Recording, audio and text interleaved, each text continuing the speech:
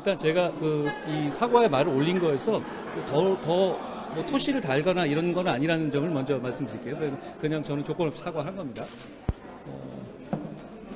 제가 거기 말씀드린 것처럼 그 말이 나경원 후보님이 저한테 법무부 장관이 왜 이재명 구속 못 시켰냐를 계속 반복해서 물으셨잖아요. 그걸 좀 설명을 계속 드리는 과정에서 여러 날에 걸쳐 설명드리는 과정에서 예시로서 든 거였는데요. 준비 안 된 상태에서.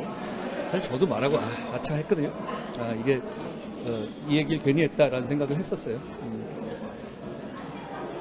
제가 그 점에 대해서 제가 신중하지 못한 점을 죄송하다는 말씀을 드렸다라는 정도로 말씀드리죠.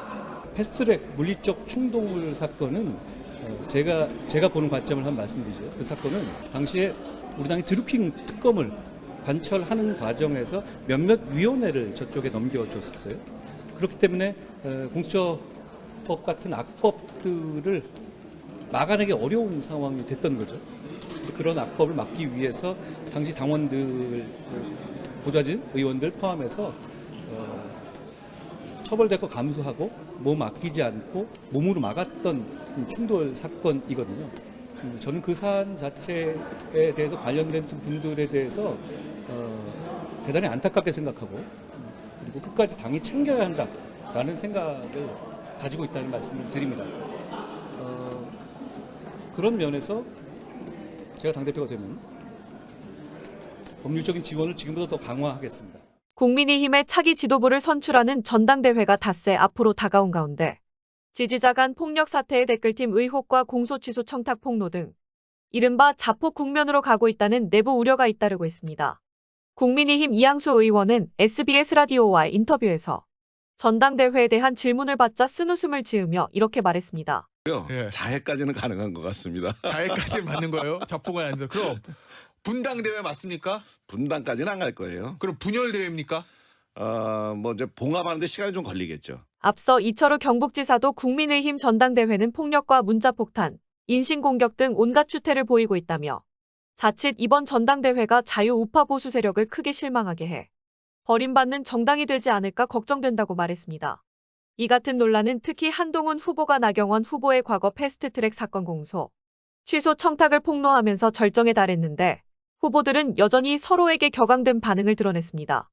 나경원 후보는 민주당의 의회 폭주를 막기 위해 빠르의 여신, 빠르의 정신이 필요하다고 강조하며 한 후보를 향해 분별력이 없는 것 같다고 직격했습니다. 한동훈 후보가 굉장히 해야 될 말과 하지 말아야 될 말, 이런 부분에 대한 분별이 없는 것 같습니다. 좌충우돌하는 것 아닌가 이렇게 보고요. 당내 파문이 커지자 한동훈 후보는 신중하지 못했던 점 죄송하게 생각한다. 며 법무부 장관이 개별 사건에 개입할 수 없다는 설명을 하는 과정에서 예시로 든 사전에 준비되지 않은 말이었다고 한 발 물러섰습니다. 그러나 조국혁신당이 관련 의혹에 대해 고발을 검토하겠다고 밝히는 한편 한 시민단체도 한 후보의 글팀 의혹을 공수처에 고발하는 등 파장은 계속되고 있습니다. 한 여권 관계자는 고비를 넘겼다 싶으면 또 다른 자폭성 의혹이 제기되면서 당 내부의 위기감이 심각하다. 며 야권에 계속해서 끌려갈 먹잇감만 던져주는 상황이라고 말했습니다. 자, 그러면 지금부터 잠시만 주목해 주시기 바랍니다. 제가 구독자분들을 위해서 깜짝 선물을 하나 준비했는데요.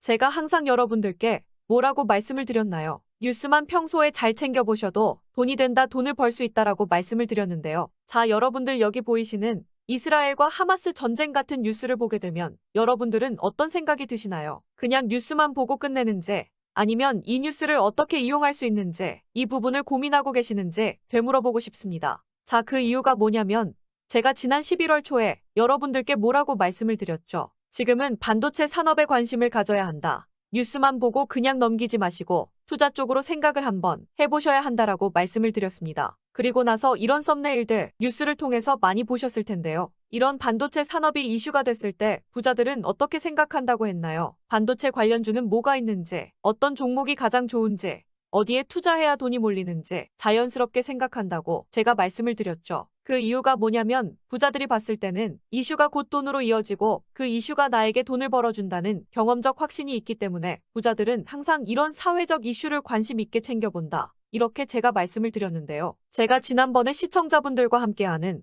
주식으로 수익 내기 이벤트를 진행했었는데요. 당연히 100% 무료로 진행을 했었고, 자, 여기 보시면 아시겠지만 제가 지난번에도 저한테 구독이라는 문자 남겨주신 모든 시청자분들께 이렇게 반도체 관련주 중에 가장 급등할 확률이 높은 딱 한 종목, 많은 종목이 아니라 딱 제주반도체 한 종목을 여러분들에게 추천드렸어요. 그러면서 여기 나와 있는 대로 정확히 얼마에 매수해야 하는지, 그리고 수익률이 어느 정도 나왔을 때 팔아야 하는지 이런 부분들까지 여러분들에게 정확히 알려드렸었는데, 자, 지금 실제로 어떻게 되었나요? 오른쪽을 보시면 아시겠지만 제가 11월 초에 문자로 이 제주반도체를 소개해드리고 나서 실제로 한 달도 지나지 않아서 이렇게 주가가 2배 이상 급등이 나왔습니다. 그리고 1월 말까지 이 상승세가 계속해서 이어졌죠. 그래서 당시에도 굉장히 많은 분들이 제가 드린 이 종목 제주반도체로 수익을 내실 수가 있었을 텐데요. 다시 한번 축하드린다는 말씀을 드리겠고, 자, 이번에도 마찬가지입니다. 최근에 이슈되고 있는 것이 AI, 즉 인공지능 산업이기 때문에 우리가 이렇게 생각해 봐야겠죠. 인공지능 산업의 경쟁이 심화되면 인공지능 기술에는 한층 더 높은 기술력이 반드시 필요할 수밖에 없다. 그럼 그 중에서 인공지능 관련 해외 특허가 많고 실제로 특허가 적용되고 있는 기업이 가장 크게 부각받을 수밖에 없다. 당연히 우리가 이렇게 생각해야 된다는 겁니다. 자, 그렇기 때문에 제가 이번에도 뭘 보내드린다. 인공이라는 문자 보내주시면 제가 인공지능 관련주 중에 앞으로 대장주 역할을 하면서 주가가 가장 크게 급등할 한 종목을 구독자분들에게 문자로 종목명과 사고 파는 시점을 모두 알려드릴 거예요. 그래서 여러분들이 주식으로 돈 버는 연습을 한번 해보시라, 이렇게 말씀을 드리고, 혹시라도 나는 주식을 하지 않는다 하시는 분들은 주변에 주식하시는 분들에게 추천을 해주셔도 되고, 아니면 연세가 있으셔서 투자가 어려우신 분들은 이 종목을 가지고 자녀분들에게 한번 사봐라, 이걸로 한번 수익을 내서 용돈 좀 챙겨줘라, 이렇게 조언을 해주실 수도 있는 거겠죠. 그래서 지금 이 영상을 보시는 시청자분들 중에 나도 이번 종목이 좀 궁금하다 하시는 분들은 누구나 상관없이, 그리고 어느 시간대나 상관없이 부담없이 이렇게 상단에 제 번호를 항상 남겨놓고 있습니다. 010-6819-3137번호로 저에게 이런 식으로 인공이라는 문자 보내주시면 제가 이번에도 똑같이 무료 추천 급등주 문자를 보내드리겠습니다. 이해되시죠? 제 번호 010-6819-3137번호로 인공이라는 문자 보내주시면 여러분들이 직접 이슈를 통해서 돈 버는 연습을 해보실 수가 있는 거고, 제가 돈을 받는 것도 아니고 투자를 대신해 드리는 것도 아니니까 부담 없이 신청해 주시면 되는 겁니다. 그리고 수익이 나면 저는 다른 것은 바라지 않습니다. 제 채널에 구독, 좋아요 한 번씩만 눌러주시기만 하시면 됩니다.